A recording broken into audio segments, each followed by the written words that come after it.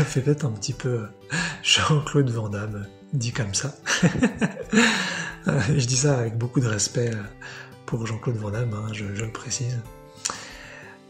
C'est partie de ces neuroatypiques qui avaient une conscience merveilleuse, mais qui n'étaient pas du tout compris, il me semble, de la plupart des gens. Bref, parenthèse à part, j'aime la vie. En fait, c'est un truc un petit peu évident qui commence à se mettre en place, et je voulais avec plaisir parler de ça. Et je vais faire le parallèle avec ma famille, en fait. J'ai vécu avec une famille qui était inadaptée par rapport à moi, ce que j'étais. Et donc, ça a généré beaucoup de choses très très malheureuses me concernant.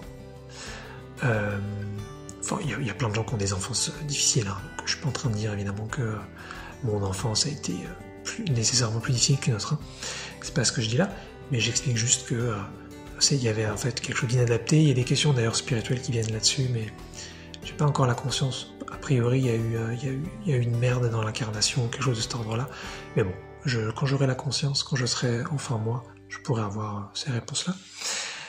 Mais voilà, donc j'ai été avec une famille qui était inadaptée par rapport à ma façon de voir le monde, de voir l'existence.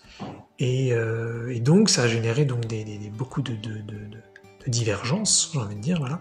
Et j'ai ressenti beaucoup de maltraitance émotionnelle.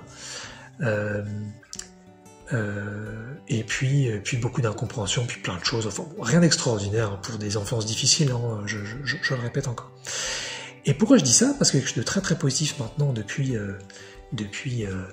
je sais pas, peut-être 1 an, peut-être 2 ans, comme je suis sorti de la séparation et que j'ai fait aussi pas mal de déjugement et beaucoup d'acceptation,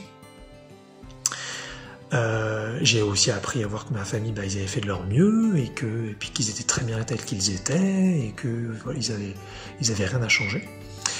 Et donc aujourd'hui, je peux dire et ressentir sans difficulté que je les aime, et je peux même ressentir aussi qu'ils m'aiment.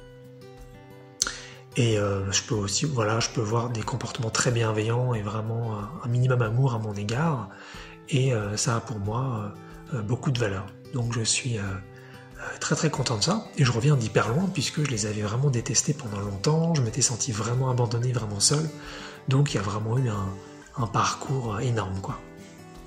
Et en plus, au moment où je fais la vidéo, ou plutôt l'audio, je suis en train de me rapprocher encore plus, parce qu'il y a plein de personnes que j'avais pas vues depuis longtemps, donc c'est vraiment beau et chouette. Et pour autant, mon impression première de quand j'étais môme, que cette famille me correspondait pas, elle reste. Et c'est ça en fait ce que je voulais là partager un petit peu. Et puis je vais revenir sur la vie très vite.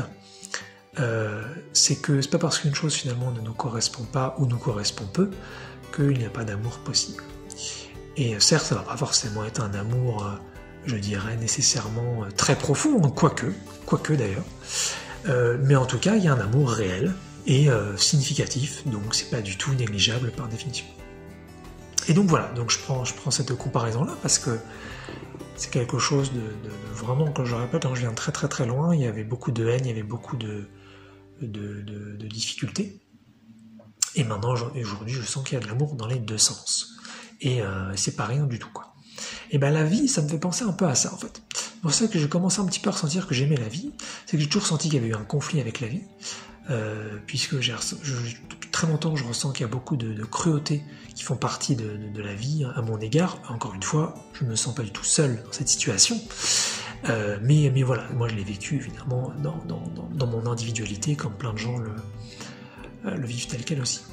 Et donc j'ai toujours ressenti qu'il y avait beaucoup de cruauté, beaucoup de méchanceté, beaucoup de difficultés, beaucoup de gratuité négative, beaucoup de haine à mon égard qui venait de la vie. Et donc ça génère une sorte de conflit constant. Et là, en fait, je me dis, mais en fait, le parallèle, il est parfait, parce que si j'ai pu, avec des gens qui étaient à la fois, qui avaient une valeur qui avaient, je dirais, qui avaient un rôle très important pour moi en tant qu'individu sur Terre, j'ai pu passer de séparation énorme, détestation forte, abandon avec de l'acceptation, du déjugement et plein de traversées internes, j'ai pu arriver à de l'amour partagé, qui en plus est en train de grandir, de s'expanser. Donc c'est même pas que terminée. Et bien alors pour la vie c'est la même chose.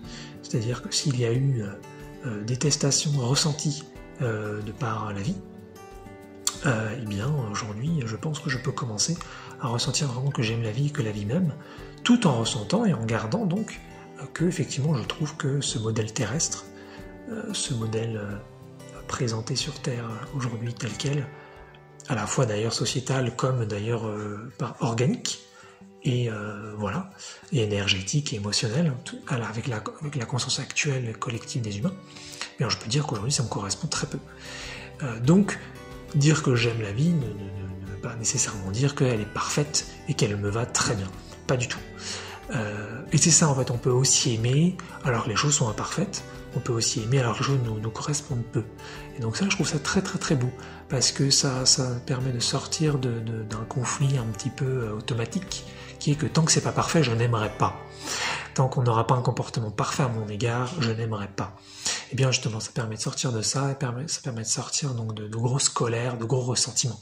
Donc ça, c'est un truc que je voulais dire, que je trouve super beau et très très encourageant. Donc voilà, j'aime la vie.